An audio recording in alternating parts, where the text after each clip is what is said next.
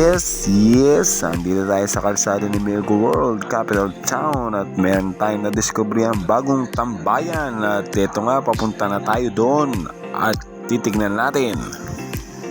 So ito yung sinasabi kong bagong tambayan, no?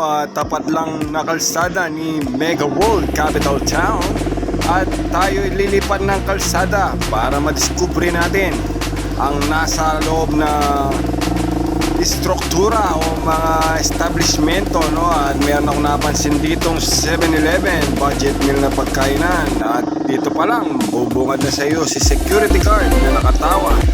So eto siya mga kabomba, at iikutin ko at ipapakita sa inyo kung gaano maganda rin ang lugar na to, no? Ayan, mula pag-parking mo pa lang, mga boys na nagmumotor dito, maganda rin magtambay. Ayan, feel free sa ating lahat. So ito ako, tatambay muna ng panandalian at magkakape para naman, baka naman. Alright, at ito nga ang ebidensya. Ayan na, magkakape na si Kabomba. So ito yung kaloob-looban ng 7-Eleven store. Yan, no? O, sa harap na tayo. At ipapakita ko ulit sa inyo. At ito ang aking kape. At ito yung sinasabi kong parkingan na napakaganda. So safety pa yung mga motor habang tayo nagkukwentuhan, di ba? Maganda ang kapaligiran. Oh, ano pang iniintay nyo? Let's tambay here, mga idol at mga kabomba. Let's go!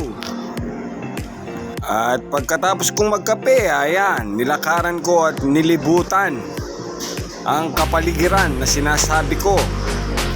Oh, yung mga pumapasada ng van dito rin nag-aalmusal. Parkingan pa lang, ulam na mga idol, oh.